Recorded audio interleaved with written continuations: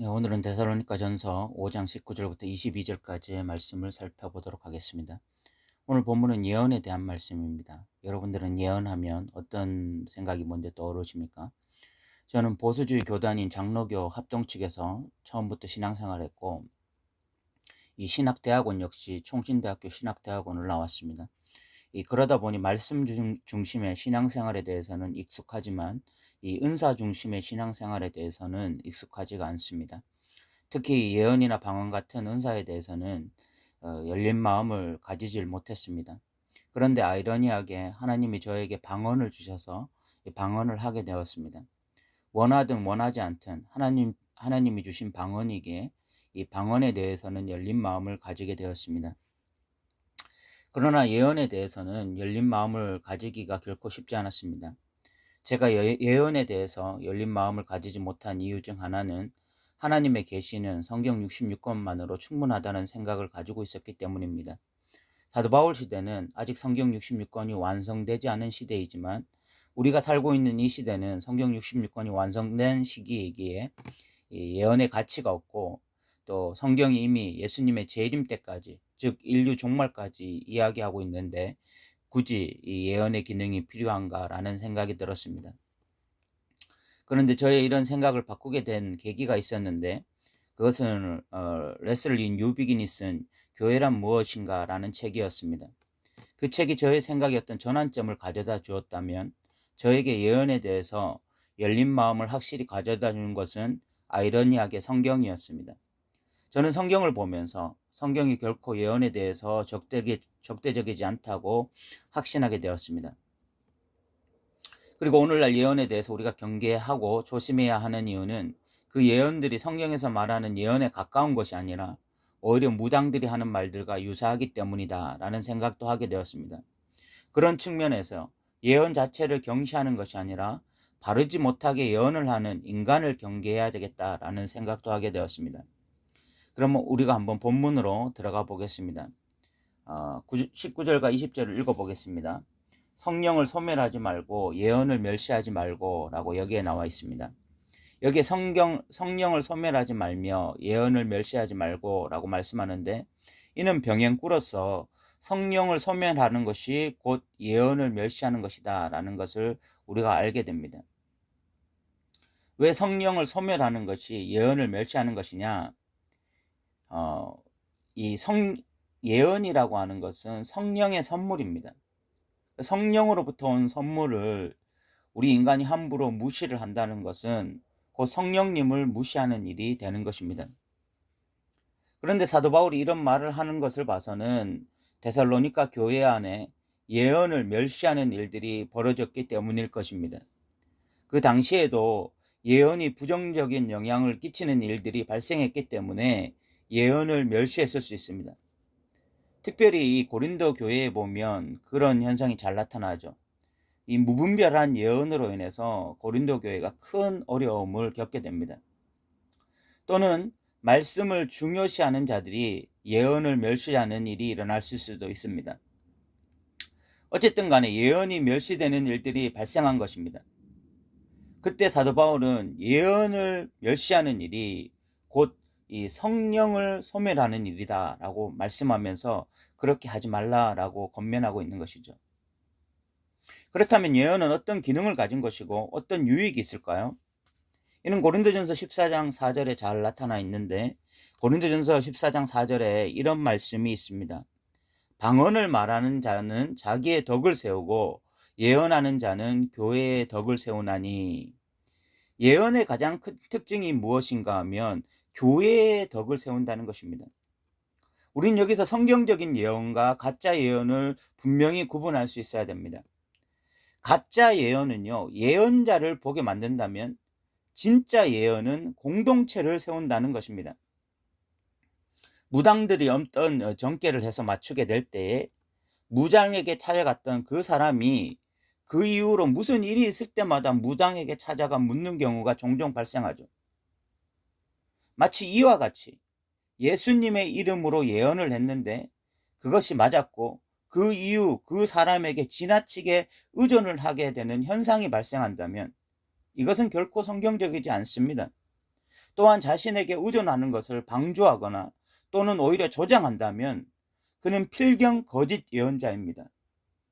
진짜 하나님의 예언을 들은 자는 바른 신앙생활로 돌아가는 것이 목적이고, 그런 바른 신앙생활을 통해서 교회의 덕을 세우게 되는 것이 예언의 가장 중요한 기능이에요. 그런데 그 예언을 통해서 예언자만 바라보게 되고 예언자를 의지하게 된다면 이것은 결코 성경적이지 않은 것입니다. 그런데 예언을 통해서 이제 내가 바른 신앙생활로 돌아가고 이제 교회를 온전히 섬기는 일에 바르게 순종하고 있다면 그것은 예언의 바람직한 기능을 보여주는 것입니다. 또한 예언은 끊임없이 검증의 과정을 거쳐야 됩니다. 고린도전서 14장 29절에 이런 말씀이 있습니다. 예언하는 자는 둘이나 셋이나 말하고 다른 이들은 분별할 것이요 라고 이야기하고 있습니다. 예언에서 정말 중요한 것이 분별을 하는 것입니다. 이 말은 예언이 언제나 가짜일 수 있다는 것을 전제하는 것입니다. 그런데 이 사람의 특징이 무엇인가 하면 한두 번 예언이 맞게 되면 그 다음부터는 맹목적이고 또 맹신적이 되기 쉽다는 거야. 그래서 예언에서 정말 중요한 이 분별의 기능을 빼어버리게 되는 것입니다. 그리고 그 다음부터는 무조건 놓고 그 사람 말에 순종하게 되는 것이죠. 그래서 나타나는 현상이 무엇인가 하면 예수 무당들입니다. 그들은 예수님의 이름으로 예언을 하는데 거기에 예수님의 이름만 빼면 무당들이 예언하는 것과 전혀 다를 바가 없어요. 그럼 여러분, 오늘날 분별은 어떻게 할 수 있을까요? 분별의 기준은 성경입니다. 성경. 그 어떤 신령한 사람이라 할지라도 다른 성경과 다른 말들을 하기 시작하면 그 예언은 모두 가짜인 것입니다. 그것이 맞아 들어가든 안 맞든 그것은 중요한 것이 아닙니다. 중요한 것은 그 사람의 예언이 성경적이어야 돼요. 그러므로 예언을 하는 자일수록 성경을 더 알려고 하고 성경을 통해 검증하는 작업이 끊임없이 필요한 것입니다. 오늘날 은사주의자들, 이 예언하는 자들이 이 부분에 실패했기 때문에 예언이 더 심하게 부정적으로 받아들여지고 있는 것이고, 이 예언이라고 하는 것이 이단적이 되어지는 경우가 너무 많은 것입니다. 세 번째, 예언자의 성품과 이 행동을 주목해 봐야 됩니다. 예수님 이런 말씀하셨어요. 나더러 주여 주여 하는 자마다 천국에 들어갈 것이 아니고 다만 아버지의 뜻대로 행하는 자라야 들어가리라. 그리고 난 다음에 예수님이 하신 말씀이 그 사람들 중에 선지자 노릇하는 자들이 있다라고 말씀하셨어요. 그들은 아마도 탁월하게 예언을 했을 것입니다. 사람들은 그 사람의 예언에 압도당했을 거예요. 그 예언이 잘 맞아 들어가고 또 그 사람의 어떤 예언에 힘이 있었을 것입니다. 그런데 그들의 삶을 면밀히 관찰해 보니 성품이 엉망이고 행동은 너무나 인본적입니다. 돈을 밝히고 명예를 밝히고 심지어는 성적인 것을 탐하기도 합니다. 결국 그의 보이는 능력이 아니라 그의 삶이 그가 가짜라는 것을 드러내는 것입니다. 그래서 예수님은 열매로 그들을 알리라 라고 말씀하셨어요. 예언자의 말이 중요할 뿐만이 아니라 예언자의 어떤 성품이나 행동 역시 그 예언자의 말만큼 중요한 거예요. 그런 측면을 우리는 끊임없이 확인해야 됩니다. 저는 어떤 신실한 형제가 자신은 예언에 대해서는 무조건 부정적이다, 여기에 대해서 타협할 여지가 전혀 없다라고 말하는 것을 들었습니다. 저와 같이 합동축 이 보수주의에서 자랐고 또한 상당수 은사주의자들이 비성경적 태도를 가지고 많은 문제를 야기했기 때문에 그 형제가 그렇게 말하는 것은 이해가 갔습니다. 그런데 오늘 성경은 성령을 소멸하지 말고 예언을 멸시하지 말라라고 분명하게 말씀하고 있습니다. 만약 우리가 이렇게 쉽게 단정하는 것이 성령을 소멸하는 일이라면 어떻게 해야 합니까? 그렇게 성경 중심을 외치는 우리가 가진 이 보수적 성향으로 인해서 말씀을 함부로 재단하는 것이라면 어떻게 해야 되죠?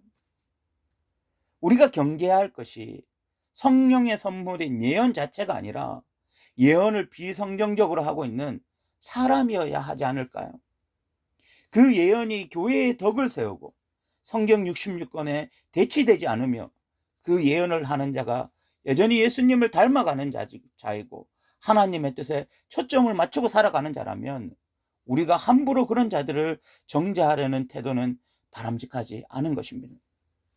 실질적으로 1907년 평양 대부흥성회 때에 상당수의 사람들은 이 예언의 말씀에 거꾸러져 회개했습니다.